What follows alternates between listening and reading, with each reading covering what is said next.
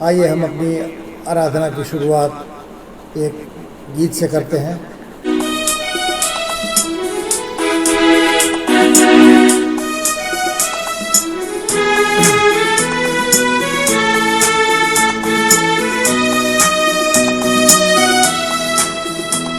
आवाज उठाएंगे, हम साज बजाएंगे, यीशु मान अपना ये गीत सुनाएंगे। आवाज उठाएंगे, हम साज बजाएंगे, यीशु मान अपना ये गीत सुनाएंगे। आवाज उठाएंगे,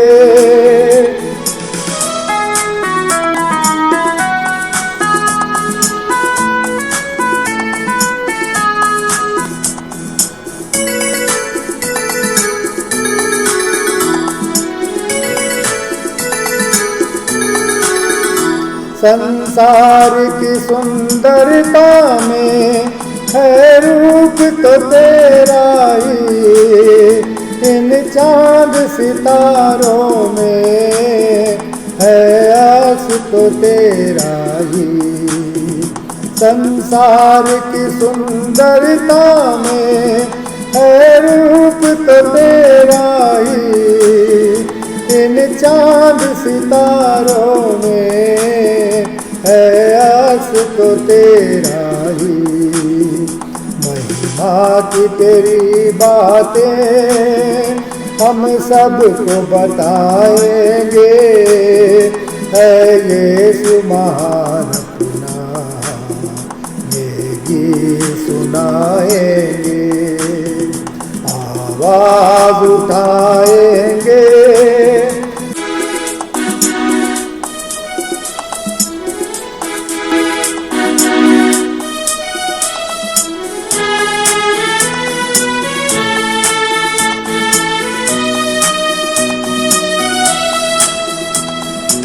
तेरा खजाना है एक पाक मोहब्बत का, था पा न सका कोई, सागर है तुल्फत का। दिल तेरा खजाना है एक पाक मोहब्बत का, था पा न सका कोई, सागर है तुल्फत का। हम तेरी मोहब्बत से दिल अपना सजाएंगे, है यीशु महान अपना ये गीत सुनाएंगे। आवाज उठाएंगे, हम साज बजाएंगे, है यीशु मान अपना ये गीत सुनाएंगे। आवाज उठाएंगे,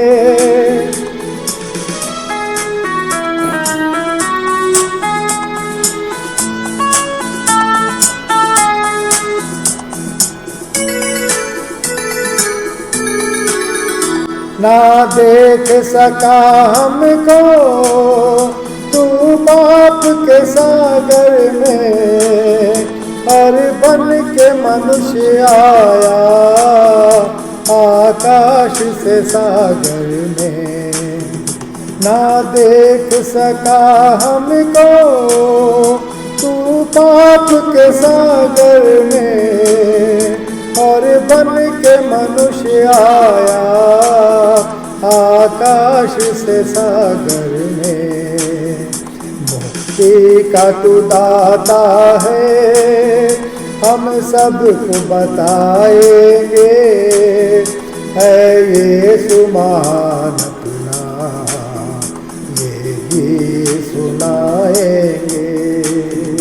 आवाज उठाएंगे, हम साज बजाएंगे, है यीशु महान अपना, ये गीत सुनाएंगे, आवाज उठाएंगे।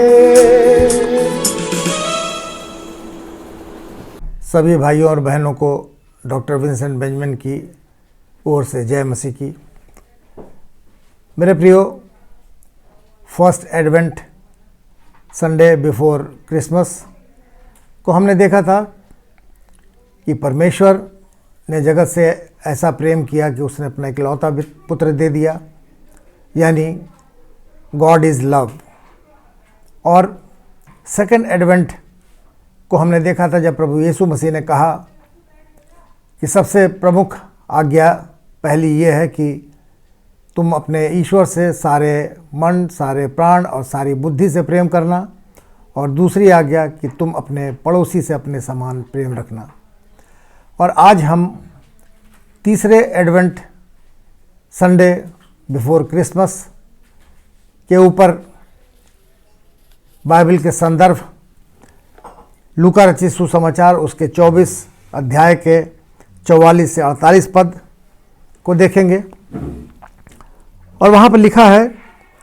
फिर उसने उनसे कहा, ये वे बातें हैं जो मैंने तुम्हारे साथ रहते हुए तुमसे कही थी कि अवश्य है कि जितनी बातें मूसा की व्यवस्था और भविष्यवक्ताओं और भजनों की पुस्तकों में मेरे विषय में लिखी हैं सब पूरी हों। तब उसने पवित्र शास्त्र बूझने के लिए उनकी समझ खोल दी और उनसे कहा, यूँ लिखा है कि मसीह दुख उठाएगा और तीसरे दिन मरे हुओं में से जी उठेगा, और यरूशलेम से लेकर सब जातियों में मन फिराव का और पापों की क्षमा का प्रचार उसी के नाम से किया जाएगा। तुम इन सब बातों के गवाह हो। तो मेरे प्रियो, परमेश्वर की आशीष उसके वचन के पढ़े और सुने जाने पे बहुतायत से सभी को मिले। आइए हम प्रार्थना मांगेंगे। प्रभु जी, धन्यवाद देते हैं आज के इस सुंदर दिन के लिए जो आपने हम सबों को दिखाया है, और विशेष रूप से जब हम एक एक दिन करके बड़े दिन की ओर बढ़ रहे हैं प्रभु, तो आज हम आपकी आमद के तीसरी पवित्र रविवार मना रहे हैं। प्रभु, होने दीजिए कि हम सब चीज़ में अपने द्वारा किए गए पापों और धर्मों को माने, आपसे क्षमा मांगे, और साथ ही उन लोगों को अपने दिल से क्षमा करें जिन्होंने हमारे दिलों को दुखाया है या हमारे विरुद्ध कोई अपराध किया है। हम सबों की सहायता करिए, हमारे साथ होइए। इस प्रार्थना को प्रभु यीशु मसीह के पवित्र मधुर नाम से मांगते हैं, सुने और ग्रहण कर लीजिए। आमीन। परमेश्वर का धन्यवाद हो मेरे प्रियो। फिर एक से एक बार हम लोगों को ये मौका मिला है कि हम सब इस रविवार पर परमेश्वर के वचन से जो बातें हमको दी गई हैं उस पर मनन करेंगे कि वचन हमसे इस संबंध में क्या बताता है। और जो पाठ पढ़ा गया मेरे प्रियो, वो यूँ है कि बंद कोठरी में प्रभु यीशु मसीह के चेले उसके रिजरेक्शन के बाद, पुनरुत्थान हो जाने के बाद जमा हुए हैं, और वहाँ प्रभु यीशु मसीह प्रकट होते हैं, और वो सारे चेले जो हैं वो आश्चर्य और आनंद से भर जाते हैं, और उनका शक दूर हो जाता है, और सारा भय उनके अंदर जो था वो समाप्त हो जाता है, और यीशु मसीह को जीवित देखकर उनके जीवन में एक नया मोड़ आ जाता है। मेरे प्रियो, प्रभु यीशु का आगमन इस संसार के लिए परमेश्वर की योजना को पूरी करने के लिए था कि प्रत्येक मनुष्य मन फिराए, पश्चाताप करे और क्षमा प्राप्त कर अनंत जीवन को प्राप्त करने के योग्य बन जाए। और प्रभु यीशु मसीह ने यही बातें अपने सेवकाई करने के समय से लेकर के आखिर तक बताई, और सबों को ये लक्ष्य दिया कि हम सब ये बातें दूसरों तक भी, जो विश्वासी नहीं हैं, ये बातें पहुंचाएं। और उन कामों के बारे में जो प्रभु यीशु मसीह ने किए थे, उन्होंने अपने चेलों को बताया, और चेलों को जो काम उन्होंने सौंपे थे कि परमेश्वर के, प्रभु यीशु मसीह के बारे में यरूशलेम से लेकर के पूरे संसार तक उसकी दया, उसके प्रेम और छुटकारे के बारे में सारे विश्व को बताया जाए। और ये जिम्मेदारी उसके चेलों के साथ साथ हम लोगों को भी दी गई है कि हमें भी समस्त मानव जाति को, चाहे वो मसीही हो या गैर मसीही हो, प्रभु यीशु मसीह के आमद के बारे में बता सकें। और इसके लिए ज़रूरी है हम सबों को स्वर्गीय सामर्थ, यानी कि पवित्र आत्मा की सामर्थ प्राप्त हो। पवित्र आत्मा की सामर्थ प्राप्त करने का तात्पर्य उसी प्रकार से समझने का प्रयास करें कि जैसे एक चुंबक बनाने की प्रक्रिया होती है कि एक बड़ा चुंबक होता है और उसके साथ एक छोटे लोहे के टुकड़े को अगर रगड़ा जाए मिला करके उसके साथ समीप में, तो वो छोटा टुकड़ा भी चुंबक में परिवर्तित हो जाता है। और उसके बाद उस चुंबक से हम चुंबक से चुंबक को, या चुंबक से एक लोहे की चीज़ को, आयरन की चीज़ को हम चिपका सकते हैं, उसके पास आकर्षित कर सकते हैं और वो खिंचा चला आता है उसकी तरीके से उसके पास। तो हम देखते हैं कि यही चुंबकीय गुण जो प्रभु यीशु मसीह में था, उसने हम सबों के अंदर भी ट्रांसफ़र किया कि जब हम दूसरों को उस प्रेम के बारे में, प्रभु यीशु मसीह के प्रेम के बारे में जब बताते हैं, तो बहुत से लोग प्रभु यीशु मसीह की ओर खींचे चले आते हैं उनके नाम को सुनने के बाद। और ये पवित्र आत्मा हमें ताकत देता है इस बात के लिए कि हम उस प्रभु की सिताइश करते हैं, परस्तिश करते हैं, जो कि एक लिविंग एंड रिजरेक्टेड गॉड है, जो जिंदा और जिसका पुनरुत्थान हुआ है। और ये इसलिए हम करते हैं कि ताकि ये प्रभु यीशु मसीह की गवाही हम लोगों के द्वारा हो। और ये हमारी दुआएं जो हैं वो पवित्र आत्मा के ज़रिए हमको ताकत दिलाती हैं, ताकि हम सब इस योग्य बन सकें कि हम प्रभु यीशु मसीह के नाम की गवाही दे सकें और लोगों को उस पवित्र आत्मा के सामर्थ्य से प्रभु यीशु मसीह के नज़दीक ला सकें, लोग प्रभु यीशु मसीह को व्यक्तिगत जीवन में जान सकें। एक बिशप थे, बिशप चीनी उनका नाम था, और वो एक संडे को अपने चर्च जा रहे थे पैदल पैदल, और उसी समय एक बॉल उनके सर में आकर के लगी, और वो टोपी पहने हुए थे, कैप, और बॉल लगते ही वो टोपी उनके सर से निकल करके नीचे गिर गई। और फिर उन्होंने देखा कि दूर 3 लड़के खड़े हैं, लेकिन एक लड़का जिसने वो बॉल मारी थी, सॉफ्ट बॉल, तो वो आगे खड़ा था, थोड़ा सा सहमा सा, उसका चेहरा उतरा हुआ था क्योंकि उसकी बॉल बिशप के सर पर लगी थी। तो बिशप साहब ने उसको अपने पास बुलाया और उसके कंधे पे हाथ रखा और उससे कहा कि बेटे, तुम बड़ा अच्छा निशाना लगा लेते हो, तुमने देखो एक निशाने से मेरी टोपी मेरे सर पे से उड़ा दी,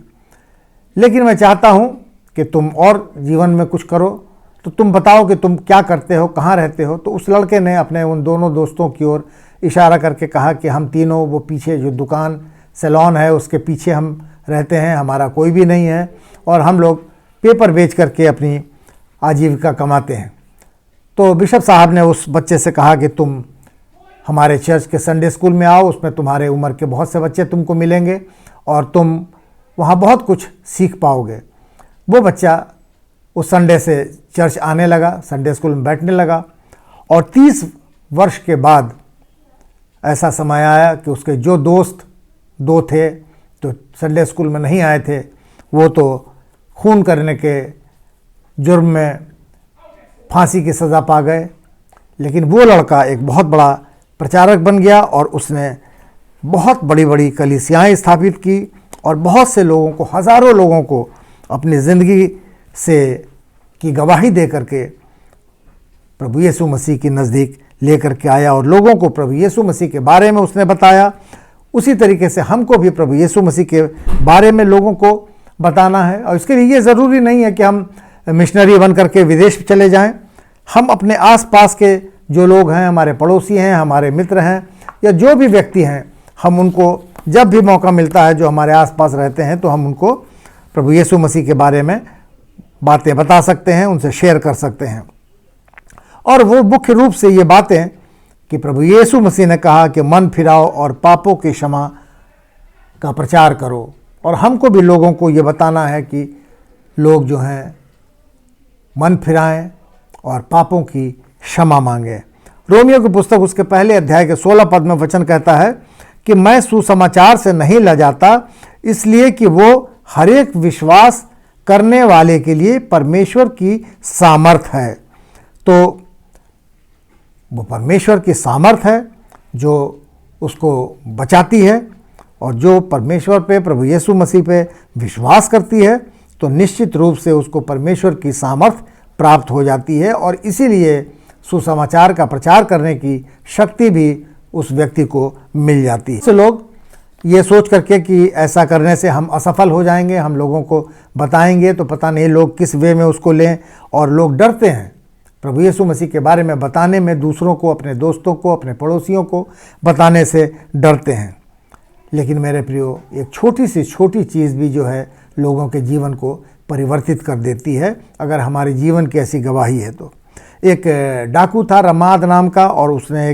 एक बार किसी मसीही के घर में डाका डालने के लिए वो घुसा, और वहाँ पर उसने बहुत सी चीज़ें उठाई, लूट ली उन लोगों ने, उनके ग्रुप ने मिल करके। लेकिन उस व्यक्ति ने, रमाद ने, एक किताब उसको रखी हुई वहाँ दिखाई दी जो चमड़े की जिल्द की थी, और उसके अंदर के पेपर जो थे बड़े महीन कागज़ वाले पेपर लगे हुए थे, और वो उसको उठा ले गया ये सोच करके कि ये बिल्कुल सॉफ्ट महीन पेपर जो है, इससे वो सिगरेट रोल बना करके इसमें सिगरेट पिएगा। और जब वो अपने जगह पे आया और उसने उस किताब का, जो कि एक बाइबल थी, एक पेज को फाड़ा, तो अचानक से उसकी नज़र उस पर जो लिखी हुई बातें थी उसको उसने पढ़ा, और उसका हृदय परिवर्तित हो गया। और फिर वो वहीं से उसने अपने मन में ठान लिया और प्रभु यीशु मसीह को ग्रहण कर लिया, अपना उद्धारकर्ता, अपना मुक्तिदाता। अपने पापों की क्षमा उसने मांगी, और फिर वहाँ से वो पुलिस स्टेशन पहुँच गया, और उस थानेदार को जाकर के उसके सामने उसने सरेंडर कर दिया। और वो थानेदार बड़ा देख करके उसको ताज्जुब कर गया कि ये रमाद जो है, इतना बड़ा डाकू जिसको हम बंदी नहीं बना सके, वो प्रभु यीशु मसीह का बंदी हो गया था। और फिर आगे चल करके उसको जो जेल की सज़ा काटनी थी वो जेल चला गया, और जेल में जाने के बाद भी वहाँ पे उसने तमाम जो कैदी थे उनको मसीह के बारे में बताया, और यीशु के नाम से उद्धार के लिए उसने लोगों को परमेश्वर की सामर्थ का संदेश दिया। ये सुसमाचार हमारे पास ऐसे ही नहीं आया है, बल्कि पवित्र आत्मा ने इसे हमारे सामने खोला। पहला थिस्सलुनीकियों उसके पहले अध्याय के 1 से 5 पद, और वहाँ पे लिखा है कि ये हमारा सुसमाचार तुम्हारे पास न केवल वचन मात्र ही में, वरन सामर्थ और पवित्र आत्मा के साथ पहुँचा है। तो ये वचन जो है हमारे पास पवित्र आत्मा के सामर्थ्य से परिपूर्ण होकर के पहुँचा है, और पवित्र आत्मा अद्भुत रीति से छोटी सी छोटी चीज़ का इस्तेमाल करके हमारे या दूसरों के जीवन को बदल देती है। बहुत से इस तरीके की गवाहियाँ मैंने सुनी है, लोगों को देखा है, व्यक्तिगत रूप से मेरे संबंध ऐसे लोगों से रहे जो किसी वजह से उनके घर में उनका झगड़ा हो गया और वो जीवन को समाप्त करने के लिए घर छोड़ करके निकल गए, और इससे पहले कि वो जाते कुछ क्राइम कमिट करते, तो वो कहीं बैठे हुए थे और भूख लगी उनको, और उन्होंने कहीं चना या कुछ इस तरीके की चीज़ खरीद ली, और जिस कागज़ में उनको लपेट करके वो दिया गया था खाने का सामान, वो एक ट्रैक्ट था, और उन्होंने खाने के बाद उस ट्रैक्ट को पढ़ा और देखा कि वहाँ पे जीवन को बचाने का प्रभु यीशु मसीह द्वारा जो लिखा गया था कि मैं जो उस पर विश्वास करेंगे वो उनके पापों की क्षमा होगी और वो अनंत जीवन को प्राप्त करेंगे। और वो छोटे से कागज़ ने, वो ट्रैक्ट ने कई लोगों की ऐसी ज़िंदगी बदल दी, और वो लोग जो थे वो बहुत बड़े परमेश्वर के प्रचारक बन गए। उनके बच्चे जो थे उन्होंने बड़ी बड़ी कलीसियाएँ स्थापित की, और बहुत से लोग ऐसे हैं जो आज हमारे बीच में हैं जिनको एक छोटे से कागज़ ने उनकी ज़िंदगी को बदल दिया। तो एक छोटा सा कागज़ हमारे जीवनों को परिवर्तित कर देता है, वो कागज़ जो प्रभु यीशु मसीह का संदेश लेकर के जाता है या हमारे पास आता है। तो जब हम किसी को भी प्रभु यीशु मसीह के सुसमाचार को सुनाते हैं या यीशु मसीह के बारे में लोगों को बताते हैं, तो वो एक बहुत शक्तिशाली बीज उस व्यक्ति के अंदर पैदा करता है, या ये हम मान लें कि हम एक बहुत शक्तिशाली बीज उस व्यक्ति के दिल में बोते हैं। ठीक वैसा ही बीज जैसा कि आनंद का सुसमाचार 2020 साल पहले स्वर्गदूतों ने गरेड़ियों के बीच में बोया, उन्हें सुनाया था, जो लूका रचित सुसमाचार उसके 2 अध्याय के 10 और 11 पद में लिखा है।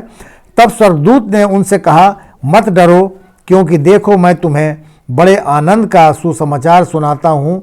जो तो सब लोगों के लिए होगा कि आज दाऊद के नगर में तुम्हारे लिए एक उद्धारकर्ता जन्मा है, और वो मसीह प्रभु है। तो ये आनंद का सुसमाचार, आनंद के सुसमाचार का बीज हमको सभी को सुनाना है, सबके हृदयों में बोना है। मेरे प्रियो, हमारे उद्धारकर्ता का जन्म हुआ और उसे हम 25 दिसंबर को मनाते हैं, और उस उद्धारकर्ता के जन्म की बाट लोग या हम जो रहे थे, जैसा कि वचन कहता है यशायाह नबी की पुस्तक उसके 30वें अध्याय के 19 पद में कि वो तुम्हारी दुहाई सुनते ही तुम पर निश्चय अनुग्रह करेगा, वो सुनते ही तुम्हारी मानेगा। तो जैसे ही हम उसके ऊपर विश्वास करते हैं और उससे मांगते हैं, तो वो हमारी सुनता है, और सुनते ही हमारी बातों को वो मानता भी है। कभी कभी हम लोग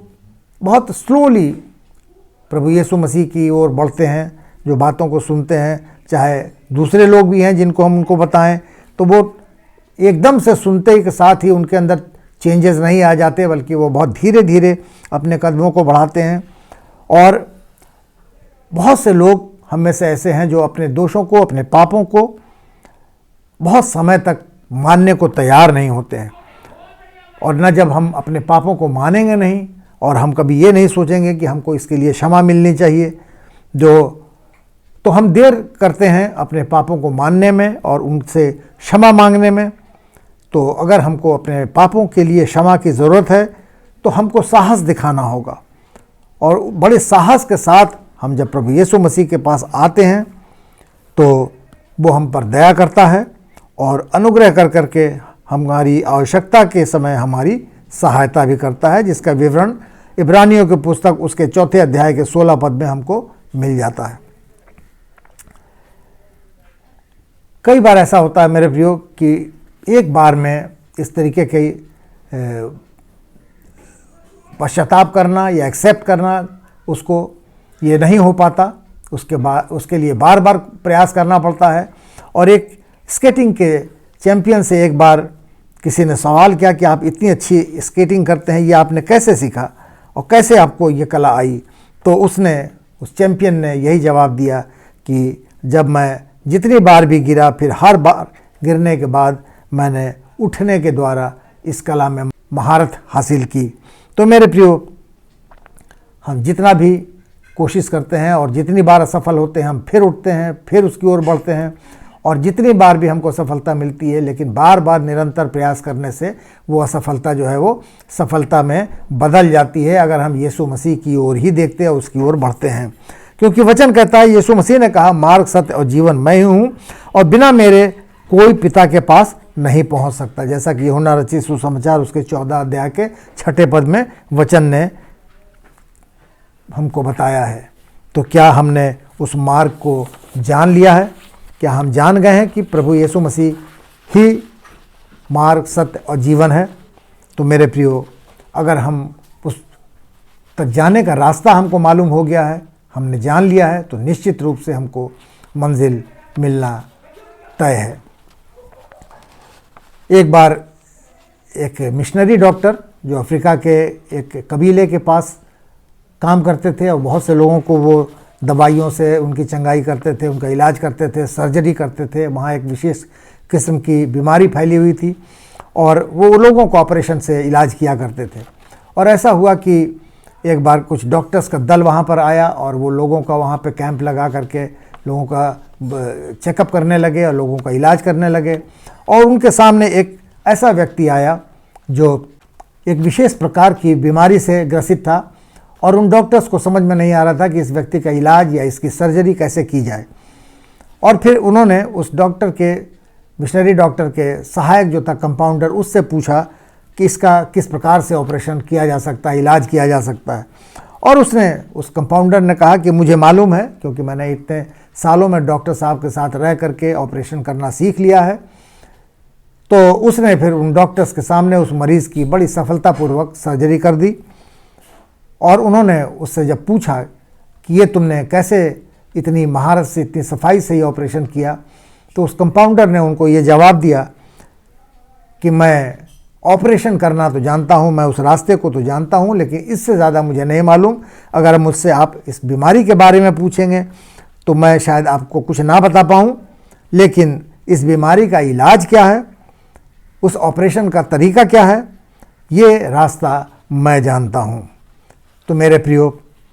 हम भी बड़े गर्व के साथ कह सकते हैं कि हम भी परमेश्वर तक जाने के मार्ग को, प्रभु यीशु मसीह को जानते हैं, जो हमारा उद्धार करता है। योएल नबी की पुस्तक उसके 2 अध्याय के 13 पद में लिखा है कि अपने वस्त्र नहीं, अपने मन ही को फाड़ कर अपने प्रभु परमेश्वर की ओर फिरो, क्योंकि वो अनुग्रहकारी, दयालु, विलंब से क्रोध करने वाला, करुणा निधान और दुख देकर पछताने वाला है। तो मेरे प्रियो, हमारा परमेश्वर जो है, प्रभु यीशु मसीह जो है, वो कभी भी किसी को दुख दे करके खुश नहीं होते, बल्कि वो पछताते हैं, उनको दुख होता है जब हमको वो किसी गलत काम में या किसी दुख में देखते हैं। वो दयालु हैं, विलंब से क्रोध करते हैं और हमारे ऊपर करुणा करते हैं, मेरे प्रियो, अनुग्रह करते हैं। तो हमारा प्रभु यीशु मसीह इस प्रकार का जीवित परमेश्वर है, अनुग्रहकारी परमेश्वर है। और एक मसीही ने एक बार एक बिलीवर से, विश्वासी से पूछा कि आप इतनी खुशी के साथ कैसे रह सकते हैं, कैसे रहते हैं, उसका क्या राज है। तो उस बिलीवर ने, विश्वासी मित्र ने उसको जवाब दिया कि सिर्फ पश्चाताप करने और आनंद मनाते हुए हम अपने जीवन को व्यतीत करते हैं। यानी हमसे जो भी गलतियां होती हैं हम उसको मानते हैं और पश्चाताप करते हैं कि हम आइंदा से वो बात नहीं करेंगे गलती, और उसके बाद हम खुश हो जाते हैं ये जान करके कि परमेश्वर ने हमारे पापों को, अधर्मों को क्षमा कर दिया है। तो पापों को क्षमा कर मान लेना बहुत ही ज़रूरी है। जैसा कि दाऊद कहता है भजन संहिता 32 के 5वें पद में कि और मैंने कहा, मैं यहोवा के सामने अपने अपराधों को मान लूँगा, तब तूने मेरे अधर्म और पाप को क्षमा कर दिया। और वचन कहता है 1 यूहन्ना 1 अध्याय के 9वें पद में कि यदि हम अपने पापों को मान लें तो वो हमारे पापों को क्षमा करने और हमें सब अधर्म से शुद्ध करने में विश्वास योग्य और धर्मी है। तो वो हमारे हर प्रकार के अधर्मों को क्षमा करता है अगर हम उसको मान लेते हैं और उस पर विश्वास करते हैं और हम क्षमा मांगते हैं कि परमेश्वर हमारे पापों को क्षमा करे और निरंतर करते रहते हैं, प्रयास करते हैं, तो वो हमारे पापों को क्षमा करके हमारे अंदर की सारी गंदगी को निकाल देता है। जो भी अशुद्धता, मलिनता हमारे हृदयों में, हमारे अंदर बसी हुई है, वो सब कुछ निकल करके बिल्कुल साफ हो जाता है और हमारी ज़िंदगी बिल्कुल एक पवित्र मंदिर बन जाती है।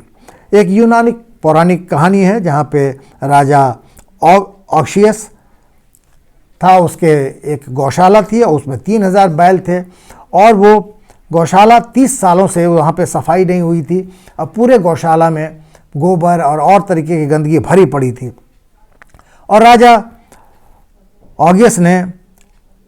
हरकुलिस को बुलाया और उससे कहा कि तुम इस पूरी गौशाला को 1 दिन के अंदर साफ कर दो। तो हरकुलिस जो था वो बहुत ही घबराया, उसके समझ में नहीं आया कि इतनी बड़ी गौशाला जहाँ पे 3000 से ज़्यादा पशु हैं उनको कैसे साफ़ करें और इतना 30 सालों का उसमें जमा पड़ा गंद। लेकिन अचानक उसके समझ में एक तरीका आ गया क्योंकि वो गौशाला जो थी वो दो नदियों के बीच में थी। एक तरफ उसके अल्फ्यूज़ नदी और दूसरी तरफ पेन्यूज़ नदी थी। और उसने क्या किया कि फिर उसने एक नहर एक नदी की तरफ से काटी, अल्फ्यूज़ नदी की तरफ से, और उसका बहाव जो है नहर को काट करके लाके गौशाला में मिला दिया। और फिर दूसरी तरफ से उसने एक नहर और बनाई, वो पेन्यूज़ नदी के ले जा करके उसने उसमें मिला दिया। अब एक नदी का पानी जब बड़े वेग के साथ गौशाला के अंदर प्रवेश किया और दूसरे नहर की ओर जाने लगा, नदी की ओर जाने लगा, तो सारी गंदगी को बहा करके ले गया और बिल्कुल थोड़े ही समय में पूरी गौशाला जो थी वो साफ़ सुथरी हो गई। और उस नदी के पानी ने, जो बहाव ने उस गौशाला की सारी गंदगी को धो करके साफ कर दिया। ठीक उसी तरीके से कि हम भी जब हमारे अंदर जो वर्षों की जमी हुई गंदगी होती है, कचरा होता है, उस सब को जब हम पवित्र आत्मा में हो करके हम उस गंदगी को धो देते हैं, दूर करते हैं, तो हमारे गुनाह भी दूर हो जाते हैं जब हम उनको मान करके हम उससे क्षमा प्राप्त करते हैं। तो मेरे प्रियो, हम तो क्षमा चाहते हैं, ये सब जानते हैं कि हम जब कोई गलत काम करते हैं तो हम चाहते हैं कि हमारी विनती सुनी जाए, हमको क्षमा कर दिया जाए। लेकिन क्या कभी हमने ये विचार किया है कि क्या हम भी दूसरों के पाप को या दूसरे कोई ऐसा काम जिसने हमको हमारे लोग को दुखाया हो, कुछ ऐसा किया हो जिससे हमको दुख पहुंचा हो, और हमने उसको क्षमा किया है? किसी के प्रति हम अपने दिलों में क्रोध रखते हैं। वचन कहता है मेरे प्रियो, इफिसियों की पुस्तक उसके 4 अध्याय के 32 पद में, कि एक दूसरे पर कृपालु और करुणामय हो, और जैसे परमेश्वर ने मसीह में तुम्हारे अपराध क्षमा किए, वैसे ही तुम भी एक दूसरे के अपराध क्षमा करो। तो जब हमारे अपराध, पाप, अधर्म क्षमा किए जाते हैं, हम परमेश्वर से विनती करते हैं, तो हमको भी ज़रूरी है कि दूसरे लोगों के पापों को या अधर्मों, अपराधों को जो हमारे विरुद्ध किए गए हों, जो हम अपने दिल में रखे हुए हैं कि फला व्यक्ति ने हमको ये दुख पहुंचाया, ये नुकसान पहुंचाया, तो वो दुख हमारे अंदर से निकल जाता है। पवित्र आत्मा हमको धो करके साफ़ कर देता है, पवित्र बना देता है। तो ज़रूरी है कि जब हम अपने पापों की क्षमा चाहते हैं, अपराधों की क्षमा चाहते हैं, तो उसी तरीके से हमें भी तैयार रहना चाहिए कि दूसरों के प्रति जो अगर हमारे दिलों में कोई गंदगी या अपराध या गुस्सा भरा हो, तो हम उनको भी क्षमा कर दें। 2 दोस्त थे, अजय, विजय। और अजय जो था, उसको कुछ ऐसी बीमारी हो गई कि उसको डॉक्टर्स ने लगभग जवाब दे दिया था, और उसको ये लगा कि वो मर जाएगा, बचेगा नहीं। तो उसको अपने दोस्त विजय की याद आई, और उसने कहा कि अब पता नहीं शायद मैं बचूं या ना बचूं, तो इससे पहले कि मेरी मृत्यु हो, मैं विजय को बुला करके अपने गुनाहों से माफ़ी मांग लूं उसके लिए। और फिर जब वो विजय आया तो अजय ने उसका हाथ अपने हाथों में ले लिया और उससे कहा कि मित्र, मैं तुम्हें क्षमा करना चाहता हूं, और क्या तुम भी मुझे क्षमा कर दोगे? तो विजय ने उससे कहा कि हाँ, मैं भी तुम्हें क्षमा करता हूं। और ऐसा कह करके विजय वहाँ से जब जाने लगा,